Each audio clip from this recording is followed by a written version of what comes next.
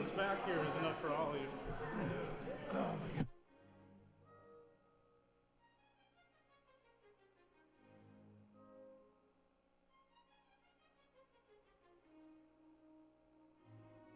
The usual water festival. Start the meeting in a minute, please.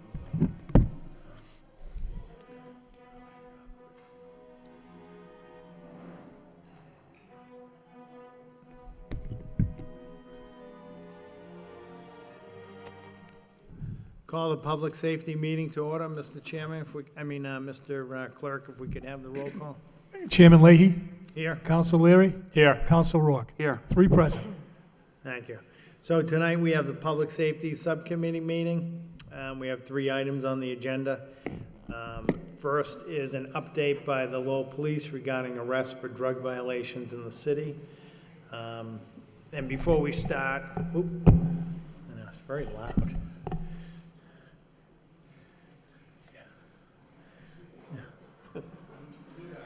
New guy. Hurry up, yeah. Yeah, don't touch anything. Yeah. So tonight we have Assistant Superintendent Kelly Richardson here, and before we get started, we want to congratulate you on your new promotion. I appreciate And, that. Thank you very much. We know you're going to do a great job No, I appreciate for the city, so thank you. Yeah, I appreciate the support and I promise to do my best. With update on, we have drug violations in the city. Well, I think you've received some paperwork regarding, the police department's efforts to curb the opiate problem here in the city. Obviously, with our co-op program that's going on, across the city with Kevin Garno and a Lowell firefighter and Lowell House. I know they're in the process also of hiring another couple of caseworkers through grant money on our job to help do the follow-up on those cases, to make sure everybody's all set. Also, as far as the enforcement actions go, we currently have 7 officers assigned to the narcotics unit that are solely responsible for drugs in the city. And also, we have 3 detectives that are assigned to 2 different task forces across the city. And one's the CBI Cross-Border Initiative, and the other would be the a newly formed task force with the Massachusetts State Police. And we were actually the first police department in the state to be asked to work with them on this task force. We also utilize our patrol, our uniformed people in various neighborhoods over here, hotspot locations as far as drug activity. They were instructed to go there for directed patrols, spend time in that area, do traffic enforcement to try to curb the purchases of those drugs from those homes. So far, it's been working pretty good. As you saw from your paperwork, there was a significant arrest of 2 in Lawrence that we're involved in, and 2 of the people in the Operation Bad Company were from Lowell, Massachusetts. So our efforts continue on the investigative part and the street-level enforcement part as far as our uniform branch. And lately, we've gotten we have a lot of good press coming from the city on the work that the police departments and the city is doing with the opiate task force. So I think it's probably safe to say that we seem to be leading the New England on this.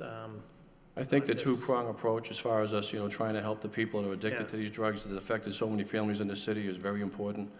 And obviously the enforcement part to try to deter people from coming into the city and think that they can have free reign to sell drugs here is another key component. Yeah, there's been a lot of good work done by the city and the police department, and in cooperation with the courts too. I mean, we're not just trying to catch people and put them away, but we're trying to help people beat this crisis. So. Like we always say, you can't put everybody in jail, So Right, I give the chief credit for working on this co-op project. It's something we've never done before. Looking at the bigger picture, you're right, that's absolutely the route we have to go. We can arrest as many people as we could possibly put our hands on, but as we've seen over the years that that's not the real solution. The real solution is trying to educate our youth of the city when they're at a younger age, and obviously help those people that are addicted now and help their families. Right, and with the work of the task force that Council Belanger sits on, and Trinity and the fire department and everybody included, a lot of good things seem to be happening in Lowell and branching out. So, other members have anything to say on this subject? Council Roy? Thank you, Mr. Chairman. Just quickly, when this meeting was called last week, I had a couple of residents, I'm sure, that Jack could speak to it in a little bit concerning Lucy Locken Park. You know, I know that there are a couple of incidents that have been happening over there in the past month or so. And one of the questions I had from a resident, when the police department finds someone that's, you know, sleeping on a bench or sleeping in the park, is there like a protocol set up, you know, if it's, whether it's 2 o'clock in the afternoon or 2 o'clock at night? Is, you know, is there somewhere where, you know, Officer Gano goes out there and sees if they need help for a certain type of, you know, drug addiction or a mental illness? Is it more of a reaching out program than actually just, you know, picking a person up and, you know, have them sit in police custody for the evening? Well, obviously, it's a case by case, whatever's going on down there. You know, we don't tolerate the public drinking of the, the drug users in the park. The parks have been a concern for us, for me in particular, after leaving the A sector that I had downtown, and obviously McPherson, Eagle Park, and the North Common. And the officers were tasked basically with making sure that they spend time in those parks. So as far as, to answer your question, as far as, you know, some of the homeless people that are down there, many times, you know, we want them to be medically cleared, so they'll be sent off to the hospital. If it seems that they're not under the influence, they're kind of moved along. I mean, we obviously could enforce, you know, the certain parks they're not supposed to be in after a certain hour, and the officers use that as a tool also. But we definitely are keying on that park in particular because of, you know, recent events down there. You know, there's been some incidents that I was not happy with. And if I have my homework correct here, I believe that this is definitely one of the parks that are going to be on the list as far as video system and stuff like that, so we can watch it from the precincts. You can watch it from most of the desktop and the main desk at the station. And eventually, Mark Trudell will probably talk more about that when the regular meeting starts. You know, right from the cruisers themselves, which is a huge goal for us and a huge tool. Great, thank you. Yeah, like I said, I know we got a couple of calls concerning just Lucy Locken in particular, so that news is good, and I'm sure I'll pass it along. Thank you. Just Yeah, to Mr. follow Larry. up on that, how far are we away from actually having that in the police cars, having that technology? I mean, I know some of it seems to be there already, but Yeah, to be honest, I think that we'll have to probably ask Mark that at 6 o'clock. The Okay. chief told me when the Okay, council no, started that's asking fair. questions, you say, just, Talk to Mark, Mark's the yeah. one that's been working on this project from day one, and okay. I benefited from watching the video, obviously, in the Sunnable precinct. I can watch Bridge Street and Reed Street and now. You see it over by Gorham Street, by Moore Street. I think Yeah, I've there's one actually in up the there, tours. too. Yeah, Yeah. you see that all the Up time. So Gorham and it's, more, yeah. I mean, So it's a worthwhile project for sure, and I'm looking forward to its completion. I don't know if I'll still be here. I don't know how long it's going to take, but sure. hopefully, I think it's going to be a huge benefit for the police department in the city. Okay, thank you.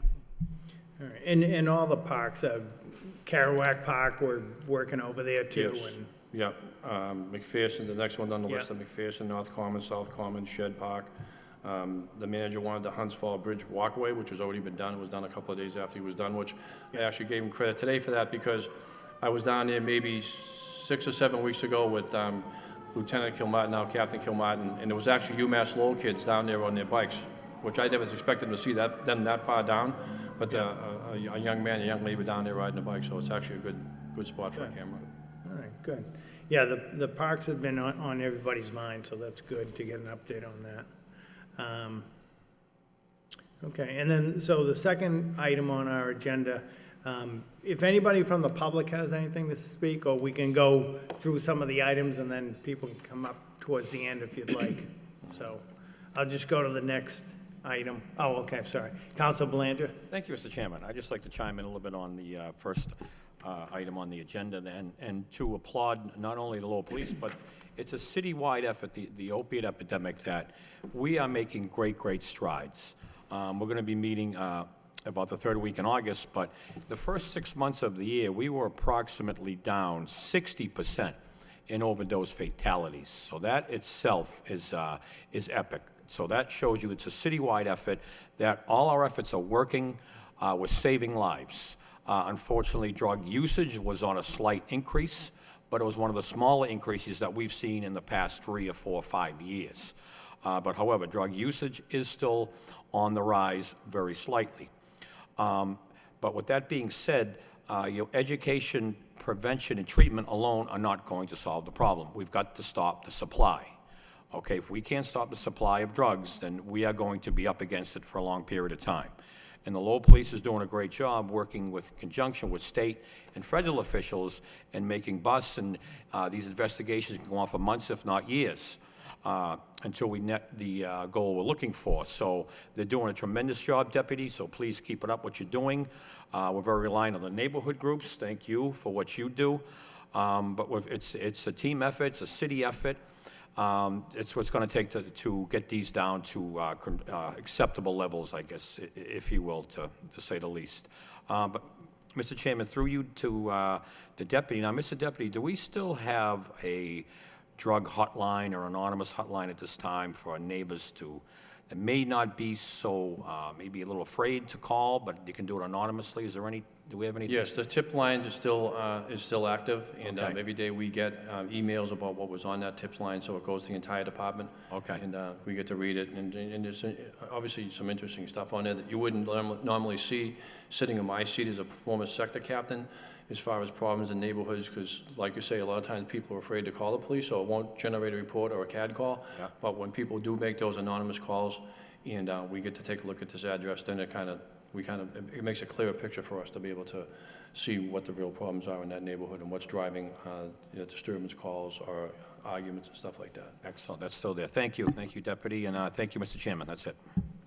Councilor Mercia? Thank you, Mr. Chairman. Through you to the Deputy Chief, and again, congratulations. Thank you very Great job, well-deserved. Now you said the drug hotline is still in operation, and I surely hope it's still on the website, a city website, so that people can go there to look, and if they have to report something. What about the Crime Stoppers program? I heard that it was a success, but for some reason it stopped. Do we know anything about that stopping? Crime I Stoppers? know I was involved some time back, but because when I got moved back over to operations, obviously in the sector, I really can't answer that at this time. I can check into that for Yes, you. please do It's that. definitely a worthwhile project also, but I will So- definitely check into that. All right, because people have said it was a great program, but for some reason it ceased operation, and when we have something good and worthwhile, I don't know that we want to stop it, but if you could just check on that for me.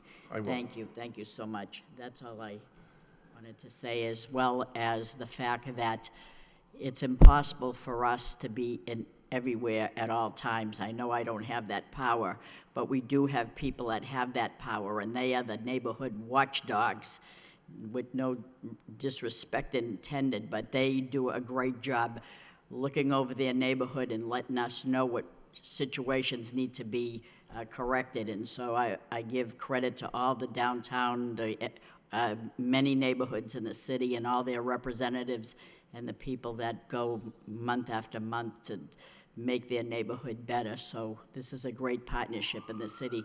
That's why we're doing so well, because people join together and everybody helps each other. So that's good. Congratulations to all of you. Thank you. Thank you. So before we get to the next item, I did want to announce that Council Belanger is here, Council Mercia, Council Elliott, and Council Samaras, along with the city manager and many leaders from the neighborhood groups, downtown, Pawtuckaville, Back Central, Centerville, and the Highland. I wouldn't forget you. So, and a few people from the public. So thank you for coming down. Leading into the second item is an update regarding motor vehicle violations, including registration violations, parking on sidewalks, to start that conversation off. So, I know a lot of people in the city are concerned, obviously, again, back to the previous job, I've heard a lot about this, and when I was in Somerville, and, people were afraid they couldn't get their carriages down the street and so forth. So, in the report I have in front of me, I think you might have a copy, but in the time period from January 1st, 2017 through July 12th of 2017, 760 parking citations have been issued for vehicles parked on sidewalks. 575 were written by our patrol officers, and 185 were written by our parking enforcement department. The highest number of tickets were issued on Bridge Street, which makes me very happy. No, because I asked them to do that. But Lawrence Street, Middlesex Street, School Street, Hilda Street, Aiken Street, and Stevens Street. Several of these vehicles were also towed.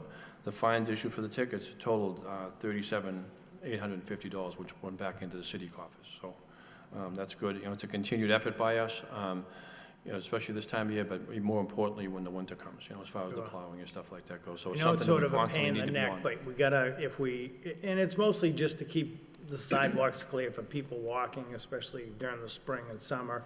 But, you know, they're walking down with carriages and the families or whatever. So that's the main reason, for safety reasons. But, and I know it's something we just have to stay on top of, you know. I think after people get 2 or 3 tickets for parking on the sidewalk, they realize that there's enough room on the street and they can just stop driving over the curbs. So, I mean, thank you for that effort. And any updates with motor vehicle registration violations as far as New Hampshire Place? We've been talking about that. Low riders and maybe even dark windows. Yeah. I do not have a report in front of me. I'm going to hang my hat on again. I'm a new guy. Okay. But I will check into that. I will, actually, the Traffic Bureau now falls under me, so I will have a conversation with them in the morning to see if we can generate a report as far as, you know, unregistered cars, especially the cars that are registered out of state. I know that's kind of a, you know, a sore spot with a lot of people who, you know, pay taxes, pay insurance. Sure. Have, you know, so your car's registered in New Hampshire, sitting in the neighborhood for months at a time. So Yeah. I will get a report for you if that's what you want. Okay, and just to keep a handle on, sometimes these, I don't want to say these people, but sometimes people call attention to themselves coming into other cities and towns, and cars are all souped up or loud or, you know, just drawing attention to themselves, and they're in there causing trouble. And I know we can't target we can't target things like that, but we do want to make sure that, you know, if you're driving around and it looks like you're just up to no good, you know. I know the chief had said that we are making sure that these, you know, that, Loud I guess that exhaust. they're not just being, Well, I mean, they're just not up to no good, that they you know, are. there was complaints up on the boulevard about the kids Yeah. racing, you know, those loud motor vehicles, and, you know, it's kind of a wide open area up there, and the people, residents in Pawtucketville, would hear them racing down the boulevard with those loud exhausts. So that's just things that we Right. look for. Never mind that they're putting people in danger, obviously, by, you know, the high speeds up there. So we've spent a lot of time up there. They were up at St. Hilaire's. We shagged them from there, and then we caught some on the boulevard. I don't have the exact number of what tickets were written, but it seemed to quiet it down. I know that they've kind of moved over to the Lowell General Garage up there in Drum Hill, which is Chelmsford. Yeah, So it's been quiet. I haven't heard any more about them, but it's something, again, like you say, like the parking thing, which is something we need to stay on. And the officers know that. yeah, and the low riders just have a habit of avoiding any kind of dip in the road, so they're Yeah, I've all been over behind the them, yeah, place. yeah. Very aggravating. Okay, Council Rourke. Thank you, Mr. Chairman, and just, I know that the deputy doesn't have an exact report, but just in working at the Lowell District Court, Tuesday, Wednesday, and Thursdays, we do summonses at 2 p.m., and twice a week, it's Lowell Police Department debt. Many people come in with registration, either registration, vehicle, equipment violations, and operating without licenses, so, and they're all from Lowell PD, so I know you don't know the exact numbers, Deputy, but as a side, I can tell you that the police department is doing their job, because we're probably getting 80 to 100 a week of these charges that are coming to the courthouse. I know that there's at least 18 officers hired through that step detail a week. I've had this conversation with Sergeant Frechette this week, probably yesterday, and he was talking about, you know, the step detail and how they're assigned to neighborhoods where people are complaining, and that frees up the regular patrol officers from not having the time sometime because of the call volume to be able to address those issues. So that's so far so good. And Yeah, it kind of I pays think- itself back. I think it's actually at the courthouse too. I think it's Officer Farnham that is a point person for that, and he drops off all the summonses for the day, and it's a healthy stack. So, again, it's not an official report, but I can let the council and people here know that the work is being done. So, thank you.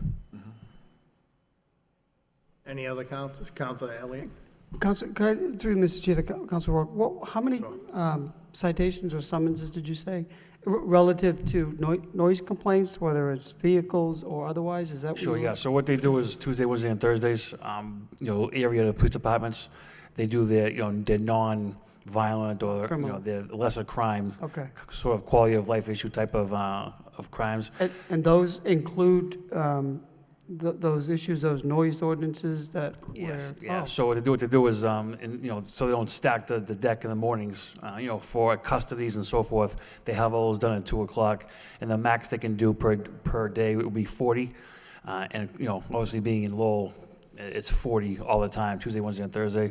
So Tuesdays and Thursdays are for Lowell PD, and then the Wednesday, it's a rotation between Chelmsford, Drake, Kingsborough, and Tewksbury.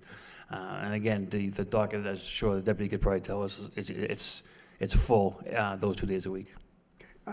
That's good, because I think if we don't send a message, if we don't write the citations for the sidewalk, and we get lots of complaints, and as well as, you know, that we regularly see in back talk, and understandably so, and we get phone calls about the boom boxes, these vehicles, I mean, they drive right through. Exactly, Counsel. You know, a music violation is it's a civil offense, not a criminal.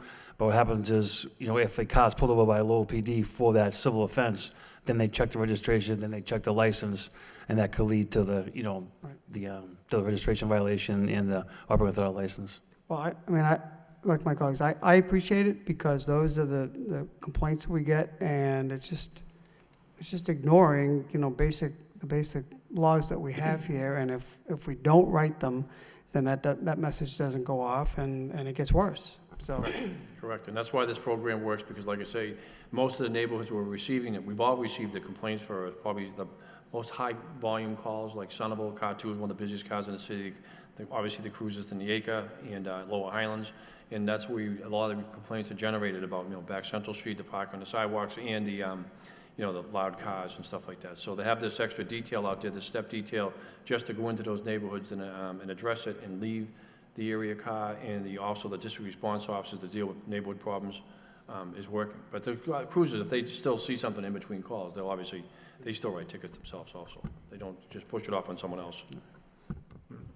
Thank you. Counsel? And again, not to speak for the deputy, because I'm sure he's more knowledgeable than I am, but it is those type of things like noise violations, and, you know, no license or no registration that leads to the drug arrests, because most of the time, you know, the people that commit the crimes are not properly licensed.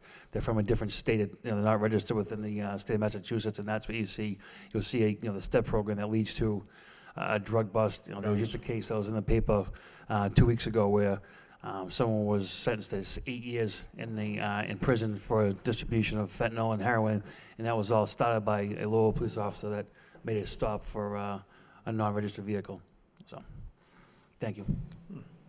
Thank you. I know all the work that we're doing in the city with new sidewalks, you know, that helps, because that's gonna work, the curb, the parking on the sidewalks, you know, it's gonna work that traffic out too. So throughout the neighborhoods with the new sidewalks, the curbing's higher, people can't get up like they used to. And so I think everything with the enforcement and everything that we're doing in the city is helping, so. Right, and I give a credit to the officers themselves. We're very fortunate, you know, especially leaving where I just was before. We have some young officers that like to work, and they go out there and they understand the balance, and they know what their job is, and they do the right thing, so. Yeah. Good, thank you. Anybody questions on the council? No. Okay, well, that leads us into our third thing here for the, so basically neighborhood safety concerns. So I don't know if some of the neighborhood leaders want to come up first, and sure, if you just come up and state your name and the organization. Good evening. My name's Bill Daly with the Back Central Neighborhood Association. I want to apologize for my hat. I can hardly see. I need the shade. One of the things I'd like to bring up, I've been working with Council Belanger, and I checked with the State House, and this has to do, you know, basically with the opiate task force. And I know he had mentioned it, and I'd like to see if we can put a little pressure on the State House. And what it is you know, drug dealers living in public housing. They're getting away with the girlfriends or somebody, their significant other living in public housing. You know, Sure. the housing authority has a law against if you are the occupant, but it's usually like the boyfriend living there. And I'd like to see if, you know, the city council can send a letter to the State House and see if we can get a law passed. If you're living in public housing and you get bagged, whichever apartment you're living in, you know, that might be one way of fighting this opiate. You know, if they have a place to roost, you know, if you get rid of them in the Sure. and I'd like to give Captain Meehan that was his thought. Also, what we talked about before, and I checked with the State House, and they said there's nothing in the works. They like to see a mandatory, like manslaughter charge for dealing something with, like with the fentanyl or the new thing, Sentinel or whatever that one is, have a mandatory, because that's a killer. And so, like to see if we can get a letter from the city council to see if we can pass a law, manslaughter charges. If you get caught, the dealer gets caught selling, something laced with fentanyl or Sentinel, it's a manslaughter charge, not just a dealer charge. And another thing I'd like to see if we're bringing up is, I forget, I think it might have been Councilor Samaras? No? Rodney Elliott. He brought it up before, and I'd like to see if we can have like a task force for code enforcement. I know you've seen it, you heard it, everybody's complaining about it, like the sidewalks aren't shoveled.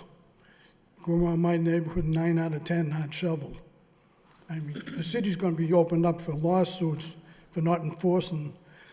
If we have, you can't expect a couple of housing, inspectors to go around the whole city. We have to have someone dedicated all day, weekends, the violations on the weekends too. They should have people, set task force, for all the, parking signs, snow removal, and just, it's a win-win for the city. The city, I'd like to see, if we can work on something like that. And another thing, with the carnage going on out in the highways and the roads, see if the city council can get together and send a letter to the State House for hands-free phones. Whoever thought of putting, you can't check a phone now without getting a search warrant. So, you're basically tied to the cops' hands. They're not even gonna enforce that, because why? So see, I call the State House, and nobody in this, at least the Lowell delegation, I know there's a couple of bills and there's one sitting in the House now. Yeah, I think they're either working on that, or they may have passed it. Well, it hasn't Senate, right. been, it hasn't passed, but Okay. see if, the city send a letter and say, strongly for, you're gonna, everybody has seen it, you're sitting at a street light and people are just sitting there on their phones and, Oh, yeah. and, to speak on, I know you brought it up about the low riders. Yeah, This is a that's been a subject of pet, yours. this is a pet peeve of mine, Yeah. and this has been going on for 3 years. And right out of the superintendent's mouth, he says he's not gonna enforce it, it's racial profiling. Well, there's a fine line, but, That's what he said. He says, and he's not, they're all over the city, and this is the major complaint of everybody. They have, 9,000 watt radios, straight pipes, the dark and glass, and they're illegal. no, I know. And I must say, though, I think it's a little bit better. I don't know if Superintendent, I know, just demoted you, if you wanted to speak take on long. that a little bit, but I haven't noticed them as much now. I don't know, I know in the spring I noticed them a lot, but lately it seems like it has quieted down, so I don't know if there's, But they're there, as a matter of fact, they just passed one on the way down. Okay. It's a state law, 7P for the height of the vehicle. That's one violation. They're not supposed to be on the road. Where are they getting the stickers from? The stickers are illegal. That's another illegal enterprise. How can you let these vehicles be out on the road? And it's not only just the low-rise. You get these, I passed a monster truck on the road the other day. That's illegal too. Where are these people getting the stickers from? yeah. That's a legal enterprise, and, it's not being enforced. And that's Okay, why well, that's something we I'd like can- to see do something about, and my last complaint, fireworks. Yeah. Around my house, it sounded like, over on the Lasher Field, especially the 4th. I mean, and you don't mind fireworks, but these areas, they shoot them off and you have no idea where they go. They land on people's roofs. I had a car damaged, and we were down there before, and we even passed a supposedly stricter ordinance and raised the fine. I'm listening to the scanner, and they're just saying, oh, yeah, we shoot them along. They're not going to shoot them off anymore. And then they get called back 2 or 3 times to the same place. I mean, if we have an ordinance, let's enforce it. And I'd like to see the full council get behind that and make sure we enforce it. Thank you very much. Okay, thanks, Mr. Daly. Anybody else?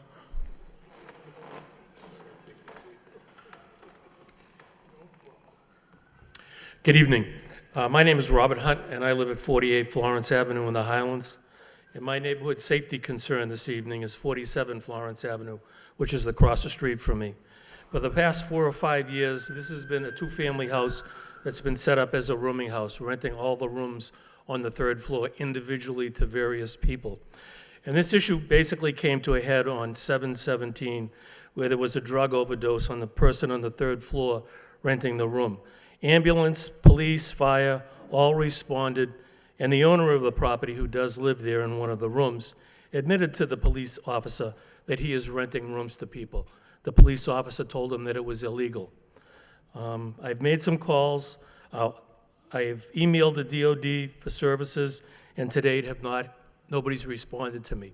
I did get the opportunity to talk to Deputy Richardson tonight, who has been very helpful to me before when he was captain in the West Sector in the Highlands. So I'm hoping that something happens with that. What was the address again? 47 Florence Avenue. Okay. Okay. Do we know, just through you, do you know anything about that, and have we done anything regarding that house? This is a complaint that we get in other parts of the city. I know, Mr. Daly, you had this issue, you've called me on it before. This is something that we're seeing a lot more of. I know it's difficult to make a determination if it's actually a rooming or boarding house, but this is something that is clearly identifiable. Is there something that we've done for this? Is there something we can do? I've not known of this address, obviously, because I was in charge of the other half of the city. Now, my responsibility will be the entire city, so I'm glad that I get to talk to this gentleman and find out about this address.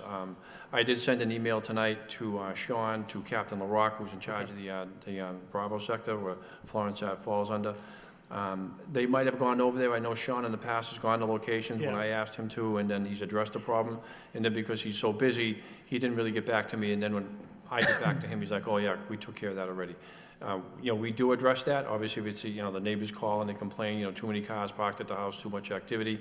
We, send a district response over there, officer over there, or the area cruiser, and we go in, and if it's deemed, Sean has been great. No, Sean has done, Sean Shanahan has done, I've called him, he's done it for a lot of different houses. Is there something that we should be doing better in terms of legislating that? Is there something we could do to assist you as a council?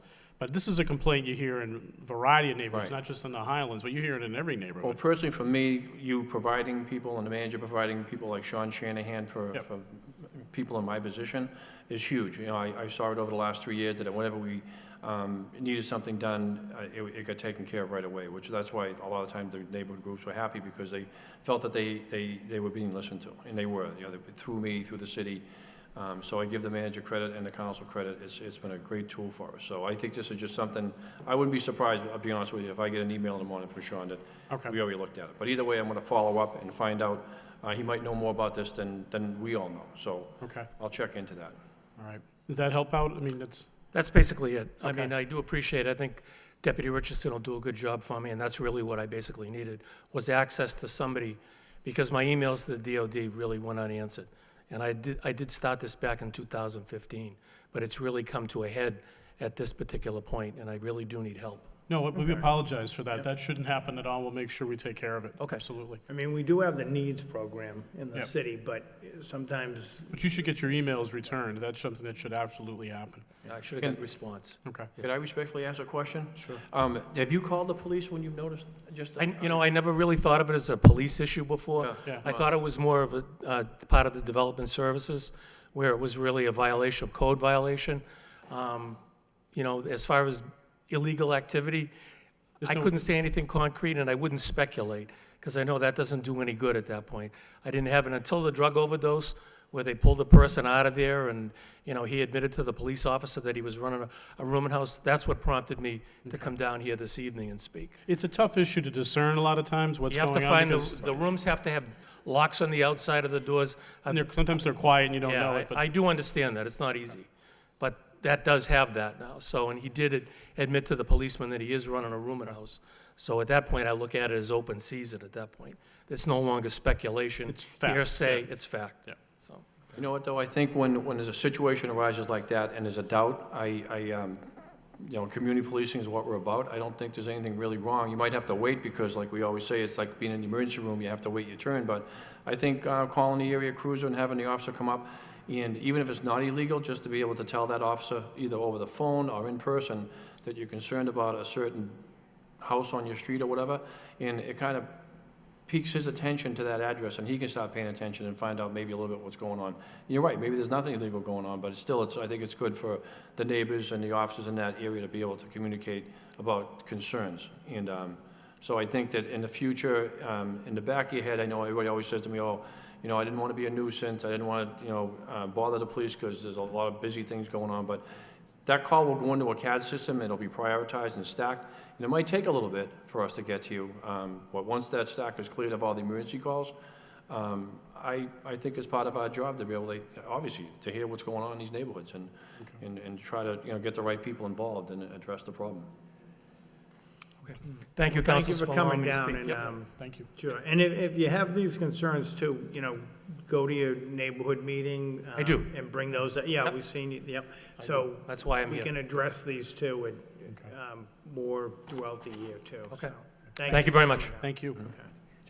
Sure. Mr. Manager? I just want to inform the council that when I was listening to Mr. Daly, he talked about the task force. Well, at the motion request of Councilor Elliott and what the entire city council voted for, we did reinstitute that task force. And I believe it was just several weeks ago that we went to the Centerville neighborhood. Anne Marie Page was present when we did it. Deputy Superintendent Richardson was there.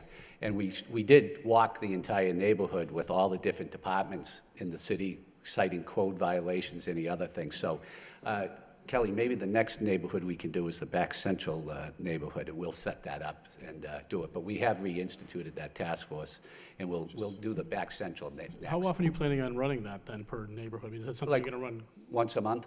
Okay. Yeah. It's what we do is we get all of the different departments together. We Yeah. have the fire department, we have the code department, health department, police, everybody, and we walk around the neighborhood. It's great because the neighbors come out and express the concerns, but we found a number of houses in need of repair in the Centerville neighborhood that is now on our list to follow up on. So we'll do the Back Central neighborhood next. Okay, thank you. Thank you. That got a very good response too. Like you said, when you walk the neighborhood with all the department heads and the city leaders and the neighborhood leaders, so thank you for that. Sure, Deb Forgione.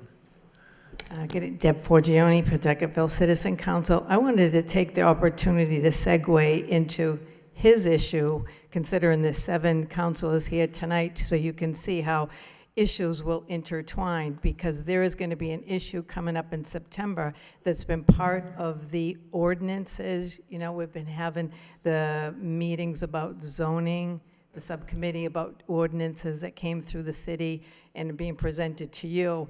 And there are 2 of them that that we've been against, and the reason being is enforcement, the capabilities, the manpower it takes to enforce them. So there's 2 zoning ordinances that are going to be presented to you, and one of them is to allow people to have tourist homes, airnabs.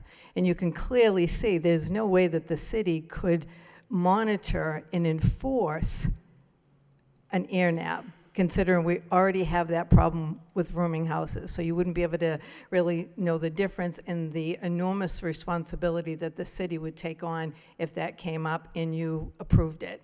And then the second one is there is an ordinance, they want you to do in-laws, which is another issue, whereas to monitor them and to decipher house to house what's a legal two-family and what would be an in-law. And so those two are coming up to you, I think the 7 here, I think sometime in September, and it was a recommendation from the city, and we've been following it like a dog to make sure once it reaches you, you'll be hearing from us why we're against it, and there's a perfect example. So I wanted to segue that in there, and I also wanted to say thank you for all that you do. I think that the city's doing a wonderful job with the crime, the neighborhood policing. I think you see a drastic reduction in the crime, and also the more police presence in the neighborhoods, and it's significantly different and it's noticeable, and thank you. Thank you. We appreciate all the neighborhood leaders that come down and for everything that you do, because you're busy every month. You have your meetings and you involve everybody, and just trying to, it takes a lot of time to do what you do too, so we appreciate that. So, Councilor Samaras? Thank you, Chairman. First of all, congratulations, Deputy. Thank you. Wish you well. Your people do a great job. You yourself and your people do a great job coming to the neighborhood meetings, and I think there's a lot of good dialogue between your people and the neighborhoods, talking about some of the problems. But in all of those meetings, are there any problems coming up that will say more than you think they should be, or has anything popped up? In other words, we'll say either something has spiked and there's more of it, or there is a problem in the city that if you had more help, or if there was other support that we could give you. The question is, when your people report back from the meetings, are there any concerns that they're raising that we really haven't addressed? Well, obviously, the summer months, the disturbance calls increase. We talked about the fireworks. A lot of the kids around the neighborhoods are throwing fireworks, and I know, obviously, it's very frustrating to live in a neighborhood like that and have to listen to it.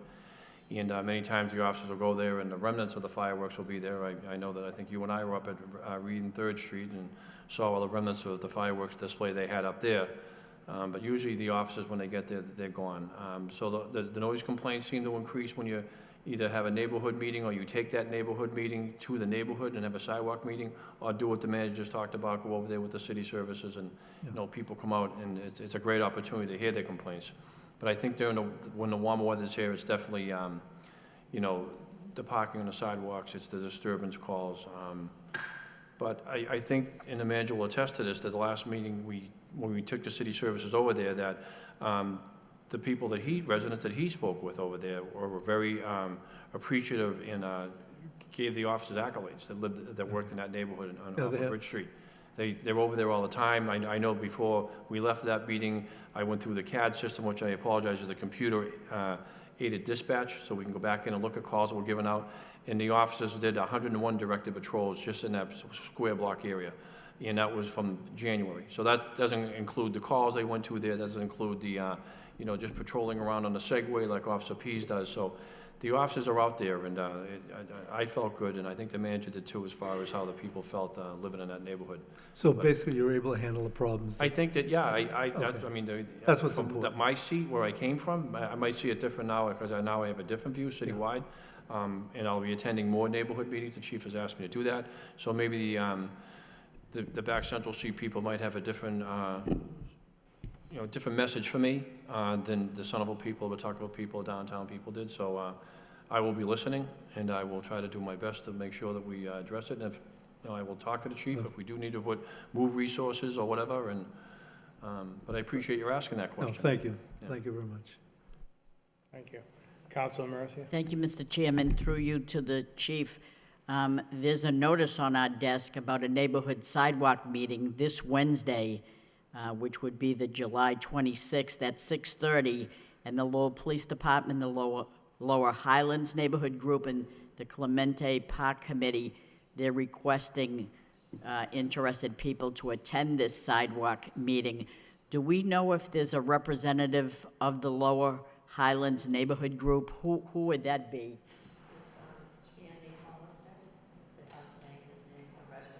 His name is what? Andrew.